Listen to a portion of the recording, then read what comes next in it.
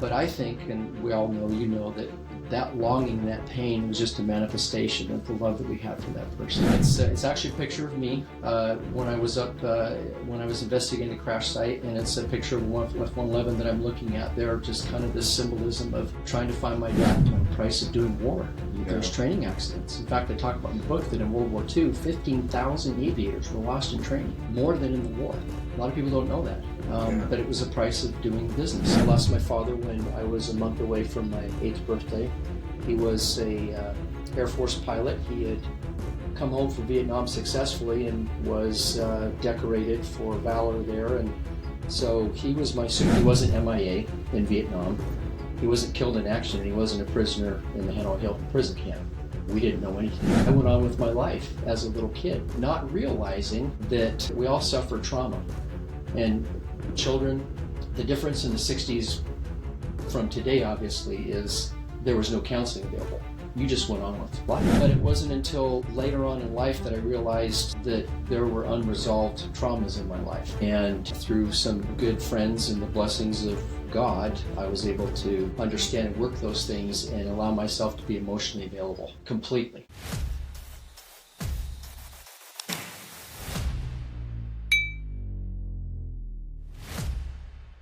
Today I have a really unique pleasure for me. For nearly 20 years, I have stood in admiration of the man who's standing next to me. I don't know that I would say that he's been a father figure, but he's certainly been an older brother figure. And it's my pleasure to welcome to the Plain Success podcast, Mike Jobe.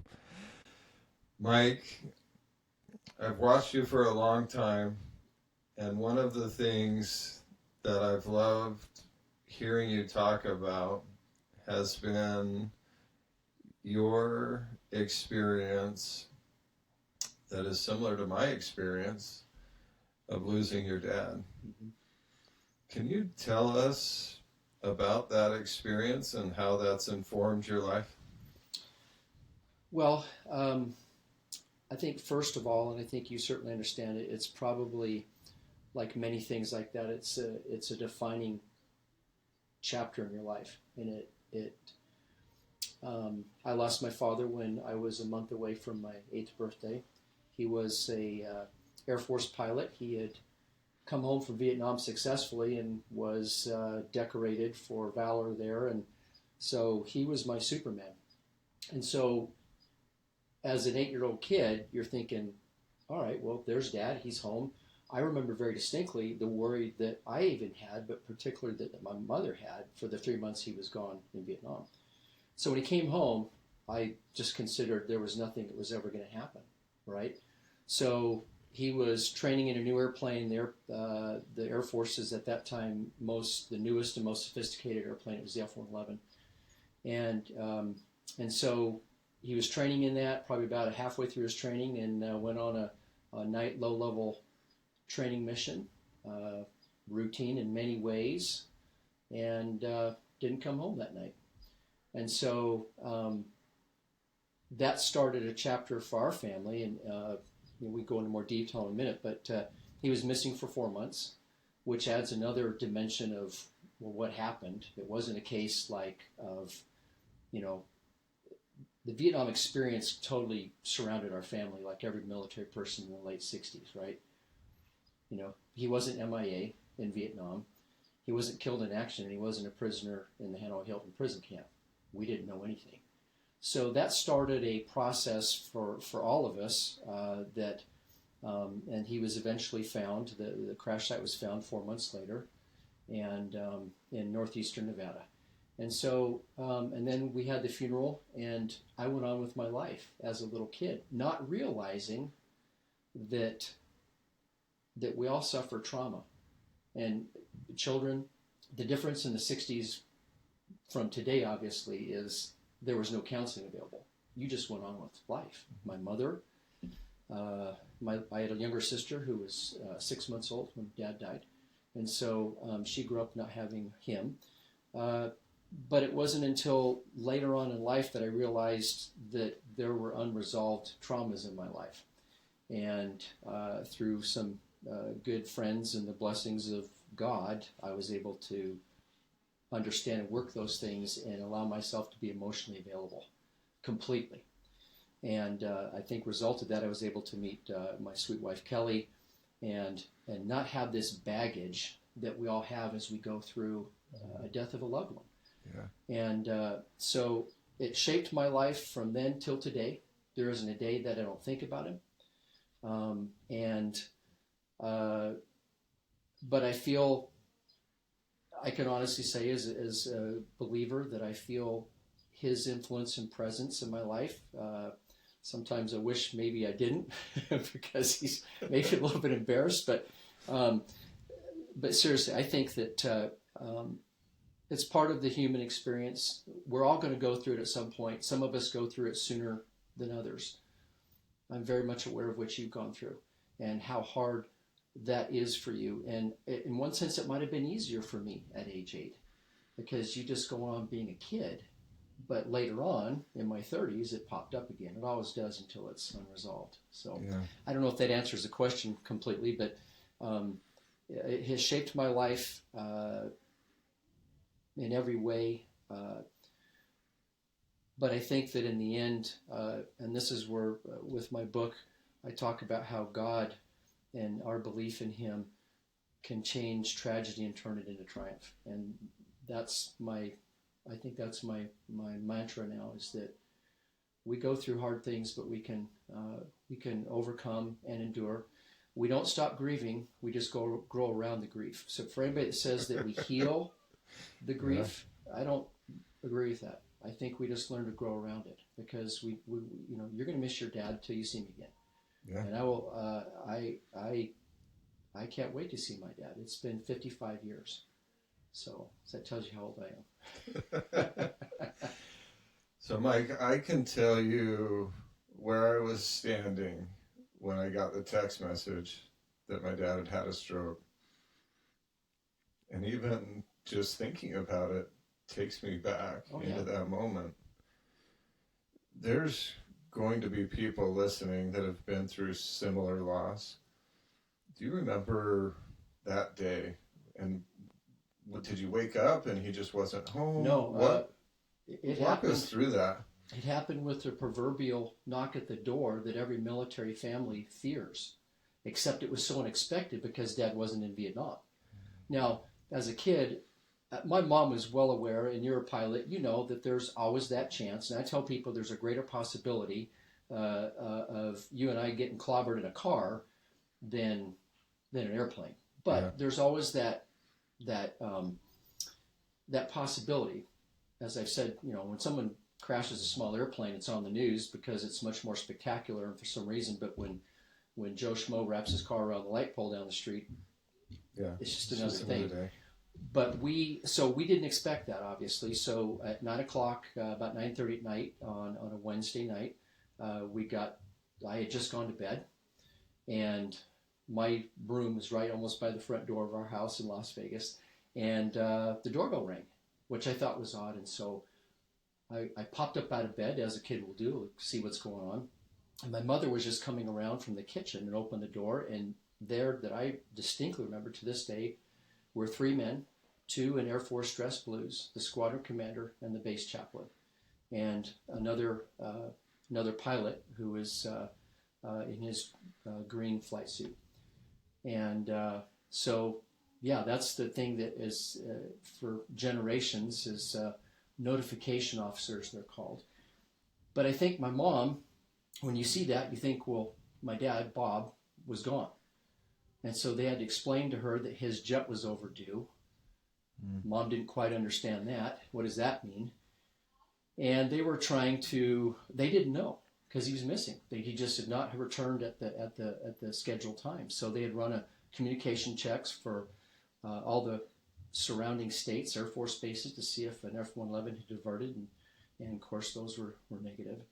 And so that started this process of we went kind of into limbo for this time, for 4 months. And so that night, within a matter of minutes, the military community is a very close-knit community. So within a matter of minutes, we had wives, of fellow squadron members in our living room, and trying to offer what encouragement or whatever they could. And so I don't know how my mom did it, honestly. She's since passed, but an amazing woman to go through all this, to carry on with a 6-month-old daughter, an 8-year-old boy, going through the regular routines of living, and at the same time not knowing where her husband is. And there was another pilot with them too, and so there was another family going through this same nightmare. So that's, I distinctly remember that. In fact, the first chapter of my book is entitled The Doorbell, because that's what I remember. I remember the doorbell. And when I go home, my sister lives in the house we grew up in, and I can stand there and look at that, and I can still visualize that to this day, the light coming through the side glass by the door, and having those 3 men standing in the doorway and then coming in. Wow. So I do remember. You remember the text, I remember the doorbell. Did you ever ask your mom how she dealt with that? Yeah, in later years, we had a lot of conversations, and she said, Michael, I just had to do what I had to do as a mom. I had to get up every day and start breathing again, is what she said. And that's what gets me to this day. And anybody that goes through that loss, you have to get up and start over and start breathing and go through, life doesn't stop for us. And so that's what she did. And but the difficult thing that I know now as a father and a grandfather, it was, how did you do that, Mom? How did you get up every day? How did you go to bed at night in a half-empty bed? And just, you were wondering. In the first few days, there was hope that, okay, they had to punch out and bailed out somewhere. Bailed out, and they built a snow cave up in northern Nevada, and waiting for the rescue aircraft to spot them and bring them home back to their families. But as the weeks went on, that hope starts to the practicality of it starts to dwindle, but the hope doesn't dwindle. You're just thinking, oh, he's going to come walking in the door. And I think we all have that. I'm sure you have with your dad. You expect him to walk in your front door. Well, he's not. And so then that's when the balances of faith and everyday living shift, I think. They have to, or if they don't, you tailspin into this hopelessness. Yeah.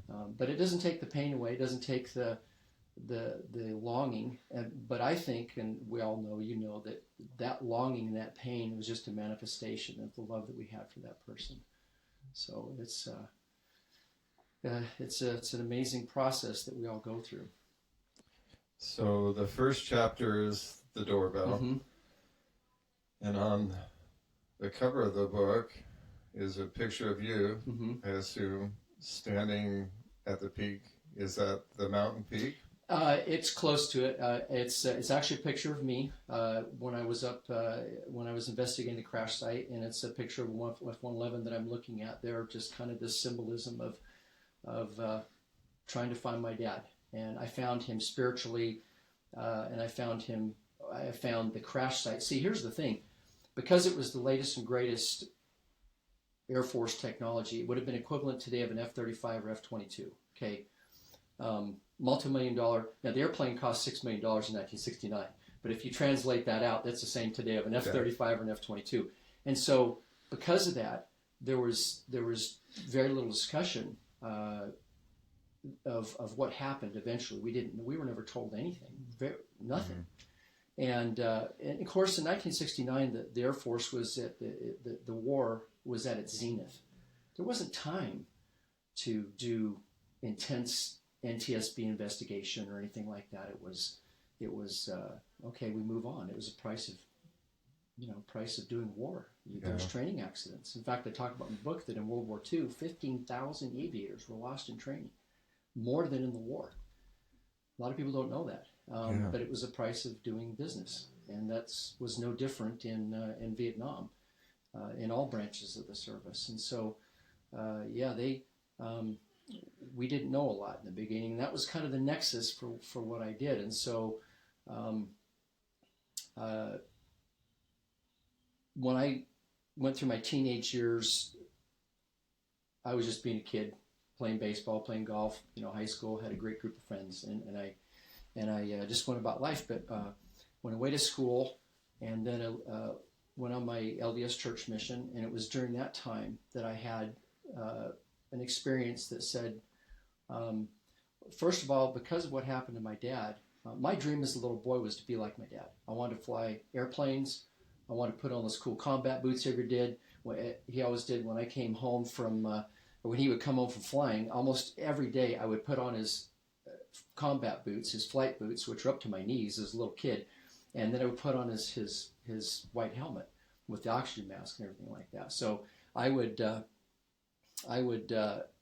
from early age, I was fascinated with everything about airplanes and what he did. But I packed that dream away because of what happened. And so when I was in high school, I actually had, because of my dad's accident, I had, my counselor said, well, what do you want to do? And I said, well, I wanted to fly, but I don't now. And she goes, what do you want to do? I said, I want to be a physical therapist. And she's like, why? I'm like, I didn't tell her this, but the truth is there anything more safe than being a physical therapist? So I had changed my dream because I didn't want to happen to me what happened to my dad. And so... Because the dream had become a nightmare. Yes, that's exactly right. In a matter of, one evening it all. And so I went away to school, starting pre-med, and but when I was on my church mission, the Lord very specifically told me, if you want to go home and fly, you go fly. Don't fear. And it was a very unique experience, and it was in a time where I think I was physically and spiritually quiet enough to hear that and not be afraid of it and know where it came from. It wasn't my thought. And so when I came home, I got my private pilot license, and the first time I actually flew, I had flown in airplanes before, but I had never flown an airplane. And of course, anybody that has flown remembers the first time you take control of an airplane, and it either scares you to death, get me out of here, or how can I do this and get paid for it? Or at least have enough money to do it. Right. So that's what started that process of me flying. And like I said, and I was actually hesitant to tell my mom about it. But when I called her after I took that first flight, she goes, "Your father would be proud of you. That's a chip off the old block." And that was great. So then I had a 34-year professional career of flying, 7 years in the Air Force, and then 26 years at Southwest Airlines. And so I'm jealous of you today, if you follow the flag you get to do. But yeah, it's that was one of those things I don't think had I not been on this mission where I was not in the rat race in the middle of a pre-med schooling and how busy you are in school and all that kind of stuff, to where I was able to hear that and listen to it and trust it. And then, the rest is history after that. And so it tells me the Lord is very much involved in what we want to do if it's good. And I think he knew. I mean, I think a lot of people have it in their genes. 2 of my 3 boys are now in the flying. One of them is officially in the flying business. One of them is training. So I think there's a 3rd generation of pilots in our family, which I think is exciting. So, and you've got kind of the same thing, yeah. So it's all a matter of hearing, I think, and trusting what you can do, despite the pain and the worry. That was a big jump, if you can imagine. Yeah. I mean, to go this way, and the safety, I laugh about it, and no dispersion upon physical therapists. They're wonderful. And I was involved in sports, and so I thought being a sports physical therapist would be great. I have since realized I probably would have not been a very good physical therapist. So better as an airplane driver. Did your mom ever express any fear of you flying? No, not to me personally. I don't know. I don't. Do you think she felt fear? Do you think that's scary? I think she did, because quite honestly, I worry about my own boys. Because I mean, any of us that have flown an airplane know that there are circumstances and situations. It's just a matter of preparation and a little bit of luck and God's hand in it on whether you walk away from this or you don't. And so I'm sure she probably did. She never vocalized that to me, and maybe she didn't want to have me worry about her worrying about it, you know. But, you know, I mean, you can ask Stephanie and Kelly. I know there are times that, yeah. And honestly, Alan, every time I landed, when I got done with the trip, I would just say a prayer. Thank you, God, for bringing me home. There wasn't a time, because of what happened to my dad is always back there, always. And so I try to be as diligent as I could in my responsibility. Apply the checklist in every situation. Don't cut corners, because I did not want anything that I did that was stupid to put me in a situation that I didn't want to be in. This may be an unfair and hard question. Do you think it would be harder on you, the loss of your dad, or if something were to happen to one of your boys? My boys, yeah. I pray for them every day, and we do as a family pray for. Aaron is actually working for a company that is the contract feeder for FedEx, and so he's flying every day, and I'm always grateful when he's on the ground. He's got a family and a daughter, and so he, you know, he just, it's always there. Yeah. So to answer your question, yeah, I would absolutely be, you know, but that's right. As parents, right? We're always concerned about our children. Yeah. You know, I'm sure people listening would have had tragic in life of just getting, having someone at the door, a police officer standing at your door. I know people who have gone through that. Yeah. It's, yeah, so we don't think about that as much because the possibility of it is pretty remote, but it happens. Yeah. I know when my Aaron was training, that Steph worried about that a lot. Right. I think I was just more excited to have a companion in the mischief that we were creating. And it's different because in the airplane, you're in control. You know what the situation is. A spouse or a friend or something, and it's like anybody sitting in the back of an airliner. I mean, there were people when I was flying get on the airplane and asked me if I had been drinking that day, which of course I don't, so I could easily answer that. If I was having a good day, how my marriage was, and the reason they would ask those things is because they don't have control sitting behind the cockpit. And so they're worried, and they want to make sure that the guys and gals up front are doing what they need to be doing. And so as parents, obviously, you know, you're with Aaron, and you're like, okay, I know how he's studying. I've flown with him. I feel the same way with my boys. They're very capable pilots. I think their mom probably worries more than I do. I think that's true. Tell me, because I haven't heard this story directly from you, about the first time being to the crash site, and what was that experience? How did you get there?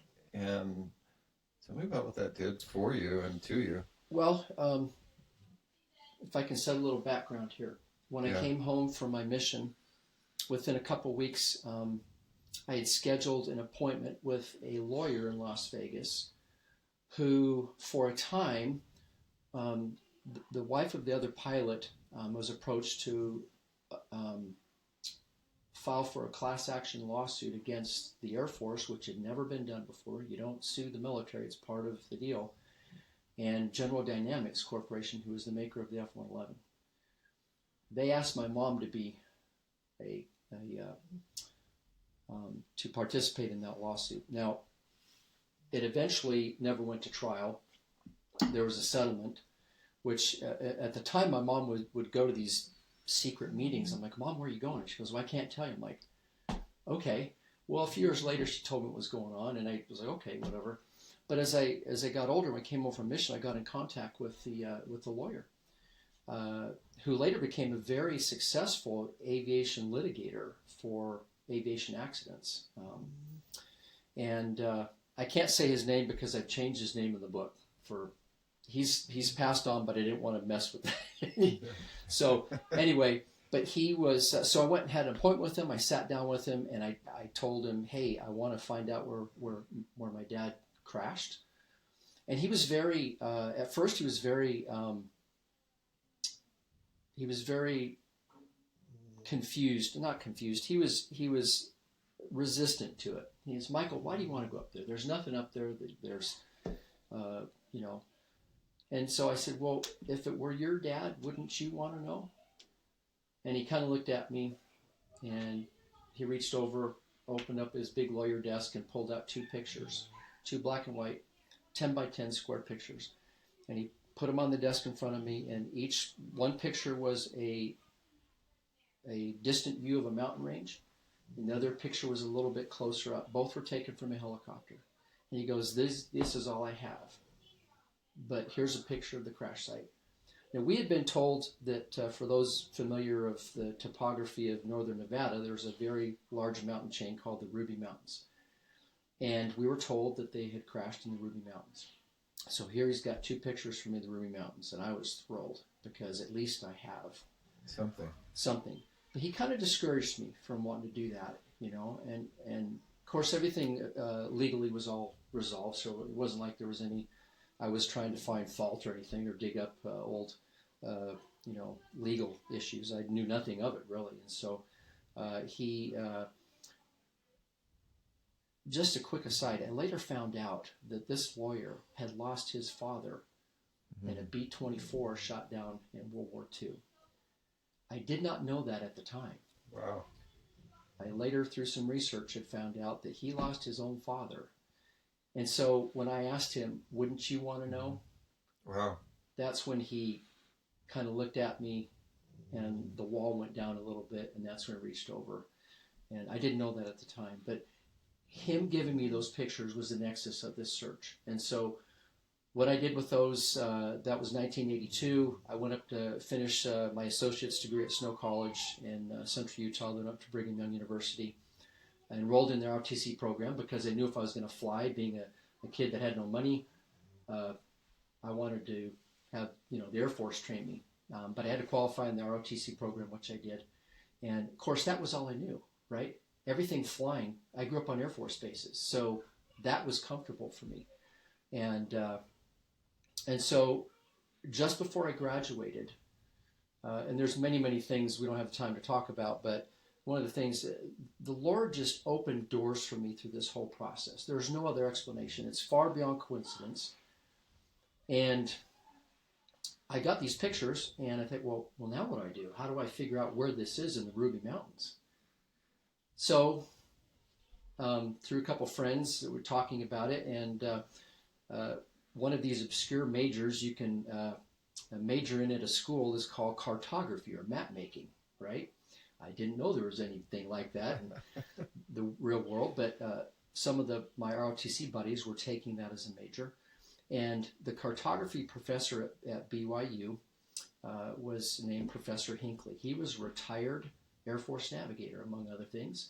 So I made an appointment to see if there was a way we could match the topography on topographic charts in the Ruby Mountains with the pictures, because in one picture there's a very prominent rocky outcropping that I thought it's worth a shot. So we went into the map lab there. We spread the maps out of the Ruby Mountains, and about an hour later he said, Mike, I hate to tell you this, but in my professional opinion, these pictures are not the Ruby Mountains. Oh, wow. So I go back to square one. I'm like, I walked out of there with my friend, dejected, like, what do we do? I thought we're going to walk out of there with, yeah, it's probably right here, and it wasn't. And so, at least in his opinion, it wasn't. So, here's the next miracle. I'm studying one evening in the library at school there, and started thinking about this. And again, clear out of the blue. Hadn't thought about it before.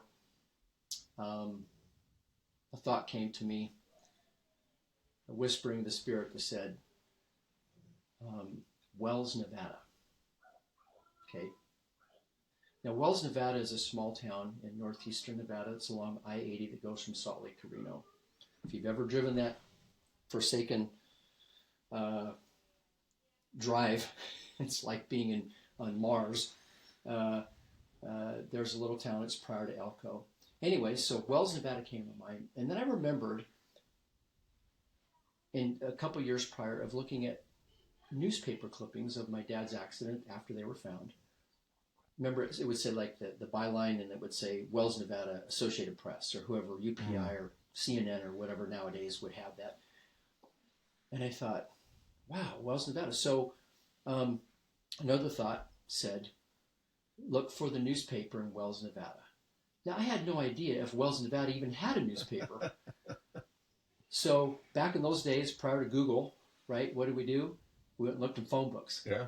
So in the Harold B. Lee Library, of course, they had every book known to man. And so I went, as we used to do, and I found a phone book for Wells, Nevada.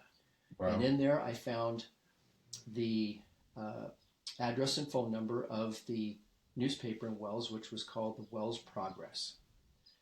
And so, long story short, I sent a letter to the editor of the Wells Progress.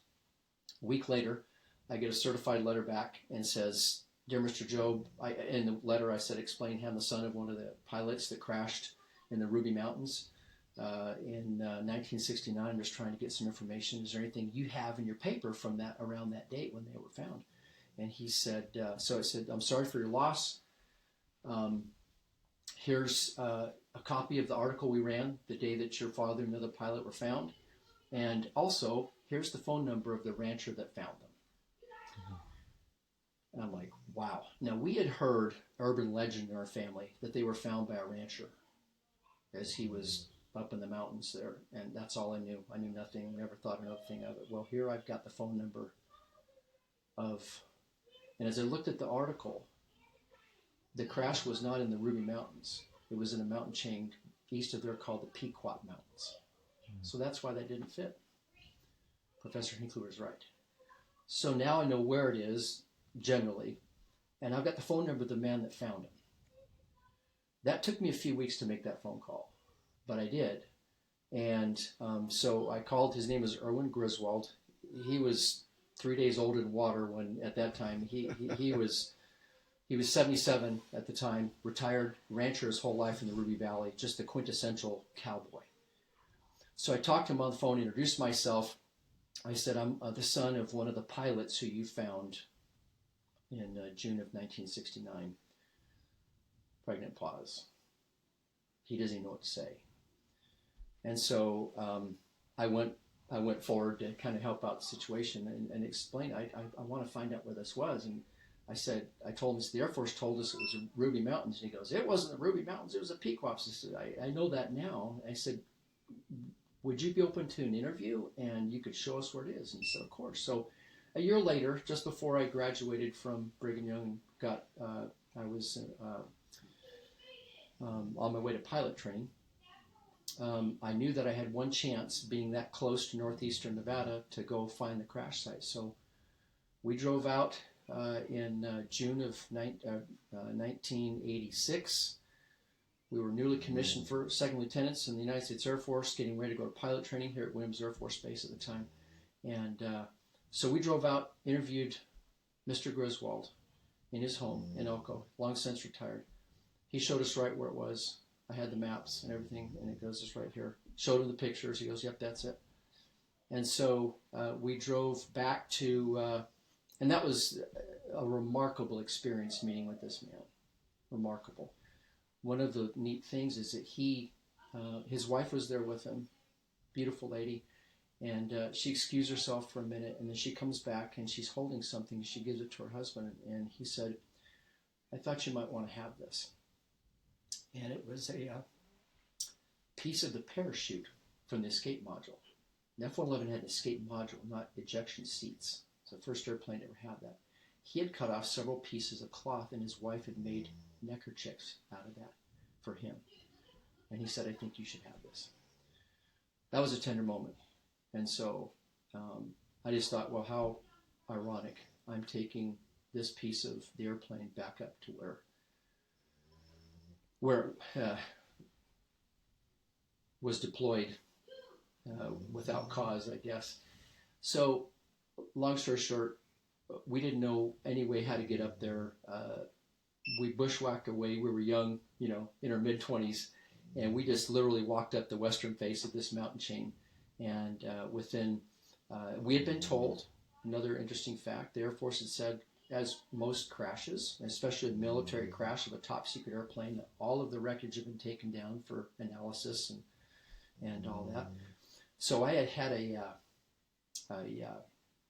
metal detector, and hoping to find a piece of aluminum or something that would say, okay, an airplane had crashed here. And so I'm sweeping along, and I was up there with two of my good friends, and Jim Sorensen, this good friend, he was about 100 yards ahead, and he goes, Mike, you're not going to need that. And I said, why? And he had just walked into the debris field. Now, I've been up there 7 times after this.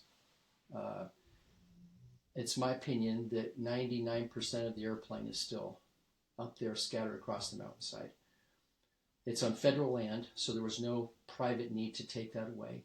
It's in the middle of nowhere, and we're in the middle of the Vietnam War. They didn't have the time or the money to take that down. So what they did is to remove the classified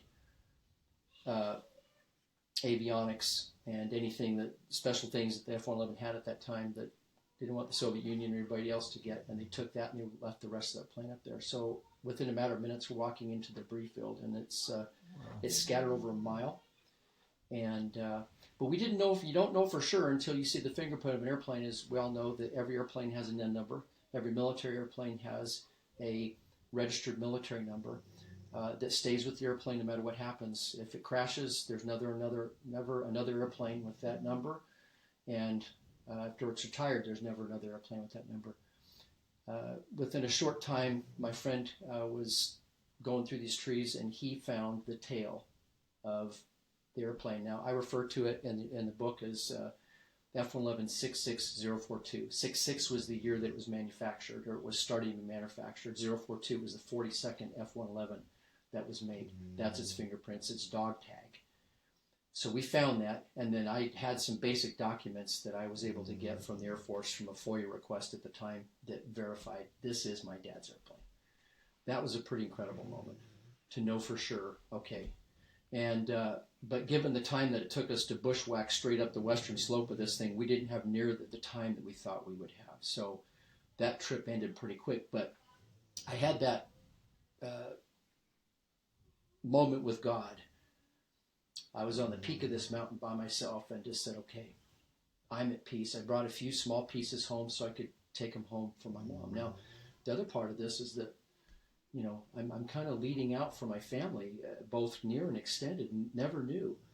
My father's mother, they never knew anything as parents. Nobody knew anything, what happened. And so that was that first trip was probably the most unique, obviously, and then I had this sense of peace. Now I know where it was. I didn't know why, but at the time that wasn't important to me.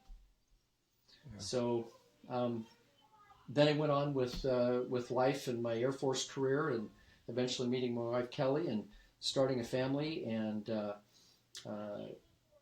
it wasn't until 1999, 13 years later, that we went up a second time, and that really started the investigation process of what happened and the miracles that happened along that. Tell us about those. How much time do you have on this? Well, a funny story. In 1998, I have a chapter in the book called Motorcycle Madness. And what happened in 1998 was that a group of motorcyclists, high school friends, get together every year annually and have a mancation. And one of the things they do at that time, fairly frequently, would to motorcycle together out in the wilderness of Nevada, Utah, and places. They were motorcycling in the Pequop Mountains and came across this wreckage. And they're like, well, what is this? You know, they found the tail. They realized it was a military airplane because of the camouflage, right? And so this started a process of bringing my dad's crash into the news in the Salt Lake City area because they wanted to know what happened. You know, what is this? Is this an undiscovered crash site? And I will tell you that time with military aircraft wreckage specifically, because it's painted all over, takes a long time to change things. And if you were up there in 1986 with me, you would have thought this happened yesterday. Wow. The wreckage, especially like engine parts, the aluminum, looked like it was yesterday. And the pain at that time was still fresh. And so they came across this wreckage. What's this? So they went home. He lived up in Bountiful, Utah. His name was Chad Olson. I can talk about it because he's given me permission, and I have since met with him. But anyway, he started calling around to Air Force bases he called Hill Air Force Base north of Salt Lake City. They didn't know anything. He called Mountain Home Air Force Base. He called Nellis Air Force Base. He's getting the kind of the stiff arm here. So he's like, what's going on here? This seems like they're kind of hiding something, okay? And this is our society today. Maybe everything's a little bit conspiratorial, right? Yeah.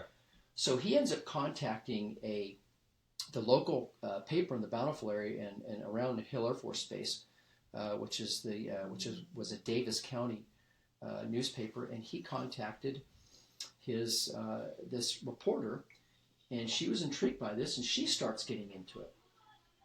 And she starts contacting Air Force people, and they're like, nope, we don't know anything about it. So all of a sudden, there's this flavor of a possible cover-up, okay? So here's how I find about it. I come home from a trip. Kelly, my wife, says, hey, you got a phone call from an Air Force friend of yours. Your dad's airplane is in news in Salt Lake City. And I'm like, what? She goes, yeah. So, good friend of mine, Ward Sieverts, who I went through pilot training with, guess what airplane he was flying at the time? The F-111. The F-111. Over in England, okay? He calls me, and he said, hey, my father-in-law he's a retired colonel, Air Force colonel. He lives in the area around in Farmington near Hill Air Force Base. Your dad's airplane is in the news. Now, Ward had known that I had been up there in 1986, and he had interest in it since he's flying the F-111 himself, later versions. And so he goes, here's my father-in-law's phone number. Why don't you call him to see what's going on? So I call his father-in-law. And long story short, it's in the news up there. It's in the print news and was on, as I believe, KSL Channel 5 at the time in Salt Lake City, that there's this mysterious plane. Well, as these things happen, an environmental group got involved, and the reason it came in the news is because they were insisting that the wreckage be removed from the Pequop Mountains. So that's the background for my phone call to initially the colonel, who was the chief of safety at Hill Air Force Base. He was very hesitant at first to even talk to me, but then I said, look, sir, I'm an Air Force. I was in the Air Force myself. I'm a pilot for a major airline right now, and I'm the surviving son of one of the pilots there. I said, I was there in 1986. It's not undiscovered. It's presenting no environmental impact. There's no ordnance. There's no fluids or anything. It's just up there. And I said to him, he said, well, we're getting a lot of pressure from this environmental group to have it taken down. In fact, he goes, the commander of Air Combat Command, which is the tactical command, still is today, had to make a decision at Langley Air Force Base in the Pentagon of whether they were going to spend the money to clean this up. And I said, well, sir, I've been up there. Here's my honest opinion, my professional opinion, my personal opinion. My professional opinion is it would cost the American taxpayer probably a few $1 million to get heavy lift helicopters, because it's extremely remote, up there, or trucks and men and time to take this off the mountain. It's on federal land. It's not bothering anybody. It wasn't bothering anybody until these motorcycle guys came across it. And it did bother them. They just wanted to know what it was. This has turned into kind of its own novel. So I said, and the second thing is that that's my father's crash site. It's where he left this life. It's sacred ground to me. And I would prefer that it stay. And he said, it's like Arlington for me. And he said, well, Mike, thank you. He goes, I'm going to talk to my boss at the Pentagon, and I'll let you know when there's a decision. A week later, he calls me. He said, Mike, they decided to leave it there. I said, great. Now, had they removed it, it would have been okay, but there certainly didn't need to be all the fuss. Well, my next phone call is to the reporter who's making this story kind of have legs, right? And I called her and said, I introduced myself, and I said, I understand you work on a story about an F-111 you're not getting the information, and the Air Force is kind of giving you the stiff arm. And she said, yeah. And I said, well, I don't want to, I don't know if that's me doing that, but I don't want to disappoint you, but it's not an undiscovered site, and the Air Force is not intentionally trying to give you the stiff arm here. So you just haven't talked to the right people. If you talk to the Air Force Safety Center at Kirtland Air Force Base in New Mexico and give them the tail number of the airplane, which the guys had, right? They would have told you what this was, where it was, and when it went down. That's all it is. And there was this feeling of deflation on the other end of the phone as she just went. And I said, and then she says, well, as a good journalist, she said, well, and I kind of told her about what I just shared with you about the doorbell, the night we found out, that missing for 4 months, very briefly. And she goes, well, would you be willing to do a human interest story for this? I'm like, no. I think I told her, I said, I've never talked to a reporter, and I don't ever intend to, I kind of jokingly. And she said, look, I think this would be a great end to this whole story. Here's really what it is, and here's who it was. And I said, okay. But I did say, I said, I would be happy to if you would allow me to read and approve the article before it goes to print. Now, who did I think I was? But she did. And she wrote a wonderful article and explaining that, I was the son, that this wasn't a missing airplane, this happened, et cetera, et cetera. And so that started this saga of trying to figure out what happened, okay? These motorcycle people came across it by accident. Started a little bit of a kerfuffle for a while, and then of course it went away after that article came out in the paper down there.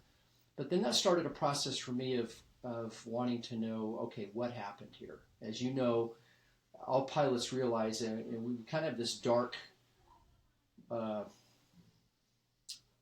It's not dark humor, but you always want to know what happened to someone else when they're involved in a mishap. Right.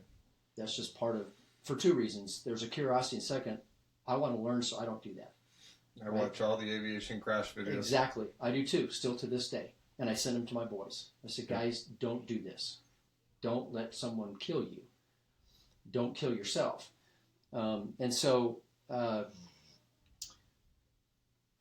started to want to know more about what happened, and more miracles. But in 2006, we the original three of us, myself, Rob Young, and Jim Sorensen, we're all out of the Air Force now in the private sector, and we decided to. Let me back up. In 1999 was a year after the motorcycle guys came across. We went up the second time, and just to find out more of what was up there, because we had such a short time the first time. And so we found more of the wreckage and just kind of figuring out where this was, but we had no idea where it hit. We don't know what happened. It was just there. 1999, 2006, we go up again. It's another 7 years. Life happens, kids happen, and it's like preparing for a small expedition to the Himalayas. I mean, you have to take everything with you, and you're four-wheeling, and eventually four-wheeling. The other times we were literally climbing up one side or the other, hiking. Those days will never happen again, by the way. So in 2006, we decided to put a plaque on the tail in response mainly to these motorcycle guys coming across it, and anybody else that might have come across it and have some concern, but also to let them know, well, 2 brave Air Force pilots died here. And so we had a bronze plaque cast. We took it up there, and we placed it on the tail. And basically, as we feel, we kind of dedicated the site, so the Lord would watch over it and protect it. But I don't know if anybody else has come across it. There's hunters and people up there. It's not a real traveled area, but there's people that are up there, and so they know what happened. And this is, like I said, it's like Arlington to me, and that was the headstone for them that they never had. And so 2006, I was flying prior to this visit in August of 2006 and placing the marker. I was flying with a new first officer, and new to flying with me, and we started talking. One day we're flying from Oakland, California to Nashville, and we're flying right over. I flew over the crash site Hmm. 100 times probably over the years. And that's a strange feeling, because here I am now flying as a professional pilot and looking down where my dad died in a plane crash. That was always kind of strange to me. But so one day as we're flying over, we're heading to Nashville. I look over and I've got my head pressed up against the cockpit window, and the co-pilot, first officer, his name is Lou Benoit. He said, "Mike, what are you looking at down there?" So very briefly told him the story. Now he's a retired Air Force F-16 pilot, and guess what? Part of his additional duties in the Air Force was that he was a F-16 crash investigator. Oh, wow. He had gone to the schools, mishap schools, all that. He was a trained investigator for Air Force mishaps. Wow. Miracle. Okay. So for the next 2 hours going to Nashville, I'm telling him this story very similar to what I'm telling you. And of course, he's instantly intrigued. It was just so happened that a few weeks later, that was in May. In August, we flew together again, and I mentioned that we're actually going up to the crash site. We had planned this to go back up, and we're going to dedicate it and all that. And he just kind of sheepishly said, "Mike, would you mind if I tagged along on this thing?" I'm like, "Lou, I'd be honored." And, we had never had anybody else go up with us. Well, that started a process. Lou went up there with us. You may remember John Schmeltz, one of our neighbors here. He was a retired Air Force Master Sergeant and ordnance expert and maintenance technician for 27 years. That. He was. He wanted to go up. So I now had two experts. I had a mishap crash investigator, and I had a ordnance and maintenance Air Force technician, 27 years in the military. In addition to, so there were 5 of us.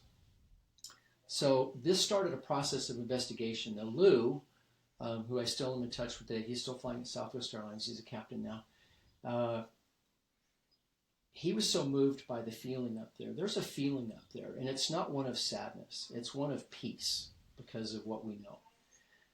He came away on the flight home after this trip. He said to me, flying home, he said, "Mike," he goes, "I've got a question to ask you, and I don't know how you feel about this." He goes, "But I would kind of like to put together an ad hoc mishap investigation report. Because your family never knew why this happened." He goes, "No, I don't know what I'll be able to do for this." But I said, "Lou, I would be honored." So this gentleman, this dear friend of mine, took almost 3 years of his life on his own time and dime, traveling around the country, interviewing retired F-111 pilots, researching mounds of information.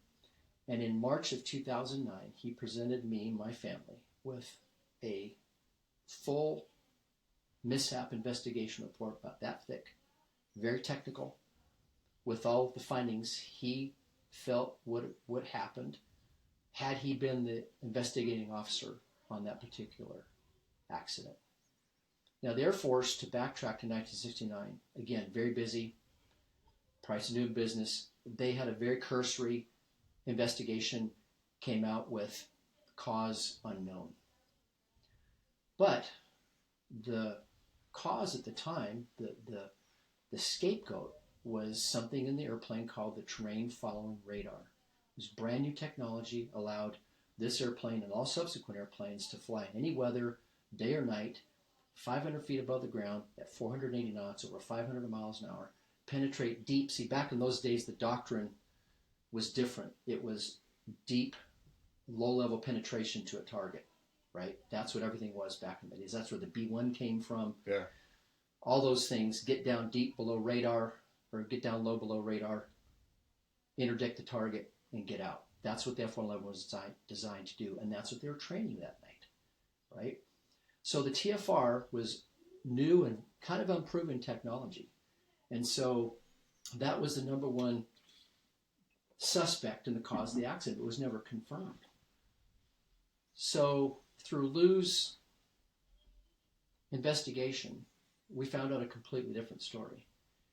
And so in March of 2009, I drove over to the west side of town, which, as you know, is like going to California for us. Right. It's a long drive. I met him there, and he presented this his report to me, and he said, Mike, he goes, I hope you're okay with the conclusions that I found. And I said, Lou, I absolutely trust you. I love you like a brother. I hugged him and said, don't you worry. And so as I got home that night, I read it, and I'll very briefly summarize what his findings were that I endorse and concur to. It wasn't the TFR. The TFR at the time had problems over dense snowpack because radar energy gets absorbed by moisture, right? Yeah. And depending how it is and the technology at the time, the TFR had problems over open water. Okay, kind of as it looked down and what am I seeing? Heavy dense snowpack on the side of mountains and over open deserts like sand dunes. Now that technology has been refined, but this was the first generation of this airplane, and it had problems with that. So the guys in my dad's squadron were going, that's got to be it, because they'd been training this, like, this is scary as all, you know. They didn't like it at first, because you're sitting in the airplane's on autopilot, the TFR radar is looking ahead, and if there's a mountain there, it commands the airplane to pull up and over, okay? And you see on a little, they call it the E-scope, and it's a little radar scope, and you can see the profile of the mountain, there are planes that go over. Well, you know, we've all flown with autopilot. Okay, it's one thing at 20,000 feet, another thing at 500 feet off the ground at 480 knots, indicated. So a lot of the guys that I talked to, my dad's friends after that, in later years, they said it was scary at first because no one had ever flown anything like this in that regime, down low, at night. And you're just trusting that airplane's going to pull over the mountain, right? Yeah. So that was the suspect. That as they made the turn and they went over this mountain range of Pequops, it was heavy, dense snow already. They felt the airplane didn't look at it correctly and the computer didn't decipher it correctly, and that's why they hit the mountain. That was what we had thought for years, until through this course of investigation that Lou and I had, and I give all the credit to him. So I take the report home, and it's got all sorts of real cool technical stuff, you know. So being a good guy, I go to the conclusions. I want to know here are the conclusions. My dad and Bill Fushlow is the other pilot's name. He was the instructor pilot. You'll love this.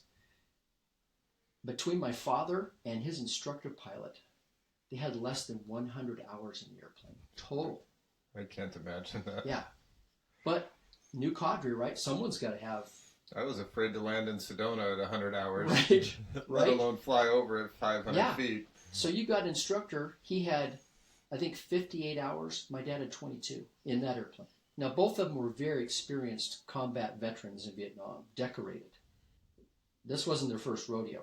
But they're in an airplane and technology that was brand new to the Air Force, brand new to the world. Yeah. So the first conclusion that we came up with is that, first of all, the low-level route that they were flying required a hard 90-degree turn off the low-level route into what we call the initial point, the primary point prior to a target. They were turning east towards the Wendover bombing ranges, which are east of the huge bombing range east of Salt Lake City. They were going to do a dry bomb run on that and simulate dropping the bombs. They had practice bombs. And then go to another target and down towards Nellis.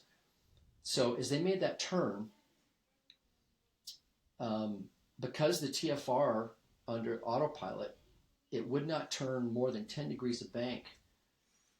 Okay, So what did they do? As you've heard, there's pilot technique. Yeah. Here's kind of the way that we do things, but here's another way that's a little bit easier. It's not outside the regulations, but so what they were taught to do is to, if my dad was flying, which he probably was, he had been taught to disengage the autopilot on his stick and manually fly that hard 90-degree turn at 3 or 4 Gs to keep them on time to the target. If they would have taken that TFR turn at 10 degrees of bank, first of all, it put them way off. Okay, so that was the technique. The problem was that route that required that 90-degree turn should have only been a day VFR, day VMC route. This was about 4:50 in the afternoon in February. It was almost dark, and there was weather, snow showers, obscuring the top of the range. So as they made the turn, what we have concluded is that my dad had a 5-step process to re-engage the TFR to the autopilot. And that's heads down. So here they are, fast approaching 9,000 foot mountain ridge. They're going uphill at 400 indicated. Now the airplane did slow down. We've figured that out to about 400. Okay, you're still hauling the mail. You're cruising. Yeah. So what happened is, and the instructor pilot, Bill, he's a pilot. He's not a radar navigator. He's not a WISO, weapon system officer. He is not trained to the expert level in interpreting what this ground radar and the E-scope of the TFR system are telling it. So what we think happened, which is plausible, is that Dad made the turn, he rolls out on the heading to initial point, and he's resetting up the TFR to be re-engaged. Then they realize they get a warning of low altitude, and they start what's called a route abort. They were trained to raise the nose to 25 degrees nose high. Why? So that the TFR would still give them the information. Unfortunately, 25 degrees wasn't enough with the rising terrain, and they bounced. They didn't hit. And that's why the airplane is scattered over a mile. The airplane bounced, and it aerodynamically ripped itself apart. So if you went up there, you would see not crumpled like you take a soda can and crunch it. Everything's torn. Like you take a piece of paper and tear it. So the airplane bounced at probably 400 indicated and came apart. So, and because of the weather situation, of course the mountain ridge was obscured. Lou did the trigonometry on this, and we figured that, and you can appreciate this, that if he would raise, if Dad would have raised a nose to 26 or 27 degrees nose higher, they would have cleared it. 1 degree on the attitude indicator. That was the difference for them. But they didn't do anything wrong. They basically, as brand new in the weapon system, they were painted into what we call the coffin corner, right? Yeah. They were painted into a box that, and Lou told me, he said, Mike, it wouldn't have mattered who was in the airplane that night. He said the most experienced F-111 crew would have had the same thing happen to him. Just one of those, any accident is a chain of events that unless broken, it's going to happen. And so everything came together, and they bounced. I'm fully convinced they have no idea what happened. I think 1 minute they're here, the next minute checking into heaven and going, what happened? As you know, we figured the calculations we did, instantaneous 36 Gs on impact. So it would have incapacitated them immediately. So they, my mom asked me, did they suffer? And I'm like, no. So that's what happened. And, but later that night, through the subsequent several days, there were over 10 feet of snow that fell in the Pequop Mountains. That's why they weren't found. And in June of 1969, this rancher, Erwin Griswold, is taking his livestock up to start feeding in the higher reaches of the mountains and comes across the crash site. And so 2006 started this whole process for Lou. We went up again in 2008, 2009, and then finally was able to put this whole thing together. And we went up in subsequent times after that because another one of these tender mercies in 2010, I was able to meet the younger sister of the other pilot, Bill Fushlow. Like us, she never knew anything. And we ended up taking her up to the crash site. Required a little bit of different logistics. It was the first time we used ATVs, which was an absolute blessing. I've never gone back since in any other way. Because we had to transport a 72-year-old lady at the time and two of his pilot friends in their early 70s. Normally it would be a 2-mile hike from where we were able to drive in later years, and we'll go into. But and so we took her there and gave her the chance to say goodbye, and that was a tender moment for her and for me. It was interesting to think that I was standing there with the only person who went through this in first person, who lived it. She was his younger sister. I was a young boy. The only people that had experienced this and actually be able to stand at the actual site. So, sweet lady, Ann Fushlow. And so, and then in 2000, that year, I also took our twin boys, Aaron and Tanner, up there for the first time because I wanted them to know more about their grandpa because they'd see me come back for these expeditions and like I'm kind of talking about it. And then I said, "You want to go?" Yeah. So they went up there in 2015. I took Connor. He helped me on a major find up there. We came across. We'd found all major parts of the airplane, but for years we could never find the left wing.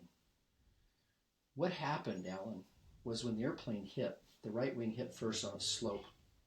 The right wing came off, and as we all know, because there's no lift here, the airplane's going to start rolling with its good wing.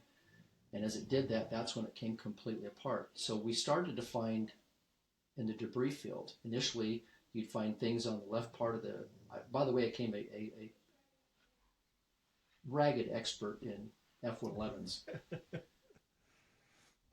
We initially in the first part of the debris field, which we all know is typically triangle shaped, right, pie shaped.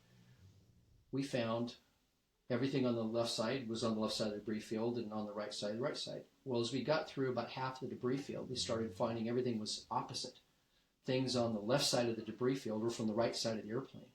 Well, what that told us is when that hit, the airplane rolled, came apart. Well, thanks to Google Earth, I think in 2009, I think maybe, Jim Sorensen found on Google Earth, and long story short, we found the the right wing on the other side of the ridgeline. And we were told, one of the few facts we were told as a family is that the engines went over the mountain. I never knew what that meant, but that just really intrigued me. And we eventually did find that both engine cores went over the mountain because it was like a jump ramp. The airplane hit, came apart in the heaviest pieces, right? Well, both wings, here's an aerodynamics lesson for us, both wings are still essentially intact. What are they going to do? They're going to continue to fly. So now that the airplane is rolled, the right wing goes left, the left wing goes right, and we found the right wing on the other side of the mountain. And basically, because of this, the F-111 had swing wings, and it was attached to this pivot box in the middle, which is very heavy. When the airplane came apart, those attachments, which about this big, a big circle with a pin in it, essentially, those wings continue to fly, tumble, and essentially boomerang, or almost like it's equivalent of taking a small axe and throw it. Right, it goes heavy part. That's what they did until it landed on the other side. But we could never find the left wing. And eventually, in 2015, we saw an update on Google Earth of the Pequop. So most of the time, just because of the way the satellite schedule was, it was with snow on the ground, so you couldn't see anything. But this one in 2015 actually had no snow on the eastern side. And I saw something I'd never seen before, and I called Jim, my friend. I said, "Jim, I'll bet you that's a left wing." So we got the coordinates. Next time we went up there, we walked right to it. It was in a little ravine, so that's why we couldn't find it. So that was the last major. We found all the major pieces of the airplane, and we understood why they ended up there and how physically. That's one of the weird things that pilots want to know is how did this happen and how did that get over there? And that's what crash investigators do. They're intrigued by that stuff. And then in 2020 was the last time we went up, right in the heat of the pandemic. I finally took my wife Kelly up because she had supported me all these years. Husband's a professional pilot, gone 3 or 4 days a week. I come home, I pack, and I'm gone for another 3 or 4 days. I come home and I leave again another 3 or 4 days. So sometimes she wouldn't see me for 10 days, and she's stuck with the munchkins, right? And we all know the challenge of that. And so I took her up there, and a good friend of mine that introduced me to the gospel took him. He always wanted to go, and he's very involved in. He's a military veteran himself, Army. Was in the first Gulf War, and he to this day is very involved with these honor flights that take veterans back to Washington, D.C. I've been part of those with him, and that's an incredible honor, particularly now to take the Vietnam guys. They're the ones that really, as we all know, it's another conversation, but never got the welcome home. And the Korean guys, the Korean veterans are, there's 1 or 2 World War II guys, and those guys are 100 years old now. Now you've got the Korean guys, which is 5 or 6 years after World War II. They're the leading edge of that now.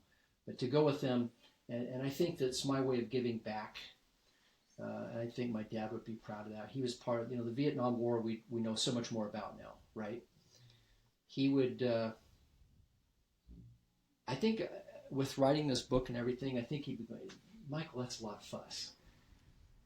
You're right, it is, Dad. But I think it's a story that needs to be told, because in the end of all of this aircraft discussion and investigation, my story is that God cares about us. He's interested in what we're interested in, and He will help you heal.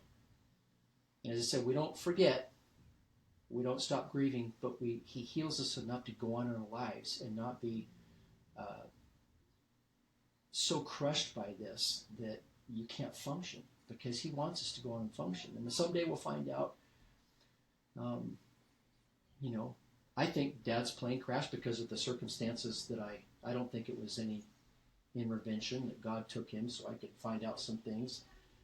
I don't think so. Maybe, but I don't think so. It's just like stuff happens, right? And stuff happens when you're flying an airplane. Absolutely. That's why we, as that saying says, flying isn't inherently dangerous, but it's very unforgiving of those who make mistakes. Yeah. Right. Mike, what did you learn about yourself writing this book? That's the hardest question of all, Alan. I think that what I've learned is that I learned more about my faith and the confidence, as I just said, to give me the opportunity to move forward and not be crushed in sadness. And I think regardless of anybody's faith, whatever faith they belong to, I think is a wonderful thing, but if you don't have any of that thing to answer, to help you move forward with day-to-day living after that, then it can crush you. So, people turn to self-medicating, regardless of what that is, right? And I think that what I learned was that I'm okay, and he's okay, and I'm going to see him again. And that allows me to live and work with my boys and enjoy everything that I've been blessed with, which is so much. I've often, as I started to think about writing this book, I'm not an author. I'm a one-time author. I'm going to be one and done.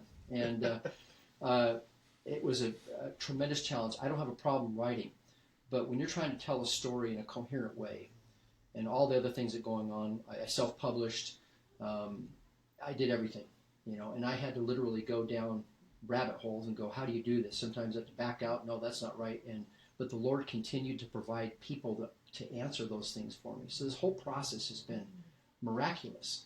And that's the other thing I've learned, is that if you're doing something good, doors are going to open for you.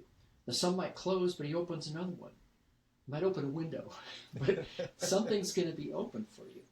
And I think that's so I have, like I said earlier, when I go to the crash site, it's not like standing in a corner where a car accident happened and you're just almost sick to your stomach. It is completely peaceful for me. And anybody that I've taken up there, family or friends, have felt the same way. In fact, Lou Benoit, he's a great man of faith, and he just said, Mike, there's something special up there. And there is. Why? Because I think that's the Spirit testifying that, you know what, you're going to be okay. You're going to see your dad again. He's going to see you. My mom never remarried.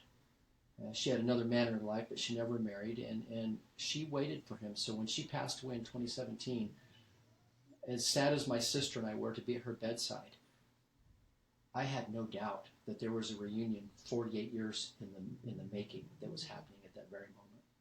And that made me very happy. If I didn't believe in that, that would have been another crushing family loss. We love our parents. Yeah. Most people do. And so I think as you move forward and you have that introspection of, well, how have I changed because of this? Well, those are the things I take away from it. And I was very hesitant to write about it because the original intention was to be just a story for my boys, so they would know their grandpa what happened. Kind of a thing to retain family history so it wasn't lost. And fortunately, I'm a pretty avid journal writer. And so to recreate so many things in this book I had already written down in a journal years before. The conversations, many conversations with my mother over the years, I would document, not knowing that I was going to need them later. We had family legend that, the rancher, the engines going over the mountain, that all was family lore. And then, but it was all accurate. And so I tell people, write in a journal, because somebody someday is going to care.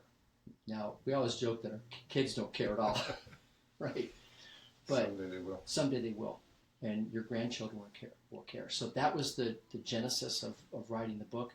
And then a good friend of mine, I'll say his name, Trevor Hansen, he encouraged me as we were driving up in the mountains one day. I kind of told him the story. He said, "You got to write this." I said, "Who cares about this story?" Well, as I started writing and I started maybe sending a chapter or some paragraphs to certain people who, Ken Jensen, he said, "This is a compelling story. You need to write more about it." And so it evolved from there. And then, like I said, the Lord put people in my way that helped me finish it and tell the story. And so I don't expect to be Tom Clancy. I'll probably never get the return on investment that I've made, but that was never the intention. The intention was to tell the story, and hopefully it can bring some peace and comfort to other people who have gone through similar things. Well, Mike, for years, you've been one of my heroes. Thank you. Well, you're one of my heroes, Alan, and I will tell you that. I mean that. And thank you for telling me about your hero today. Yeah, you're welcome. My pleasure.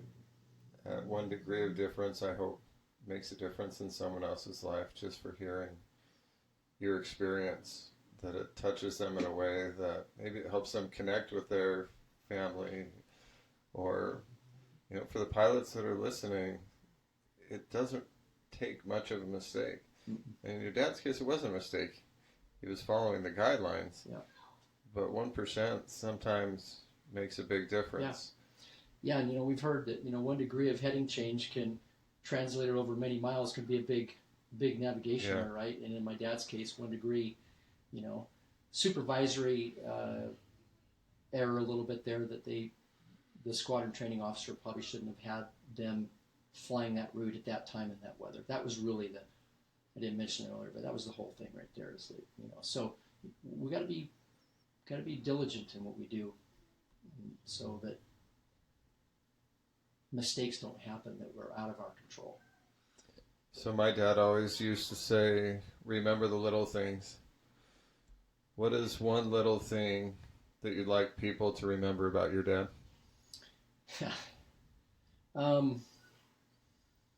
Well, it's a big thing, really. He loved my mom. And the reason I know that is because they were married for 9.5 years. I've been married for almost 28 years. They had so little time together. But when my mom and I would talk, and my wife would confirm this, my mom, her countenance would almost change. They were high school sweethearts, went through college, got married, and she absolutely adored him until the day she died. And so I know that for her to love him that much, he had to love her that much. And that's why I said that reunion after 48 years had to be so incredibly sweet, because I think if any of us were taken suddenly and then you check into the spirit world and you're going, what am I doing here? Yeah. And I think what's our main concern going to be? It's the people that we left. Yeah. So, because I don't think that ever stops. So one thing about my dad, I know he was a great professional aviator. He was an Air Force officer first and a pilot second. They always told us that. We always thought it was different. We'd like to believe it was different, but I know from the people that I talked to that worked with him and flew with him that he was a professional and he did it right. And I know from his service in Vietnam that he was courageous. That's something we haven't talked about here. It's 2 chapters in my book about his Vietnam experience and which shaped what later happened. But I can't wait to see him again, and I know I will. I've got a piece of the airplane in my garage that we brought back, which is the star insignia on the side of the airplane. And John Schmelz was gracious enough to mount it for me on a big board with blue felt. And the reason it's in my garage is because it probably doesn't fit with our decor in the house. But if I had a place in man cave, but I have that, and I see that every day when I'm coming into the house, and I say, and sometimes I tap it. Yeah. That's part of where my dad was, and so I have a longing for him, and sometimes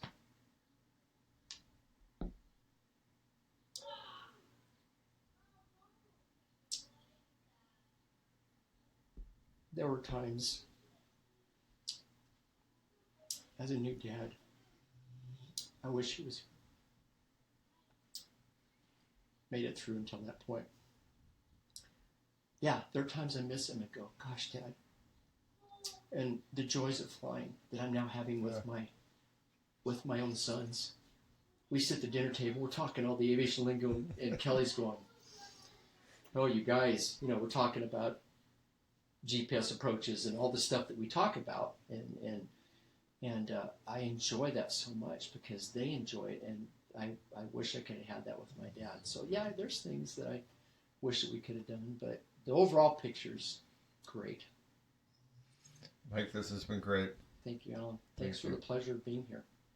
Yeah. And what you're doing is a wonderful, wonderful thing. I hope our time today contributes to that a little bit. I know that it will. Thanks again. Thank you.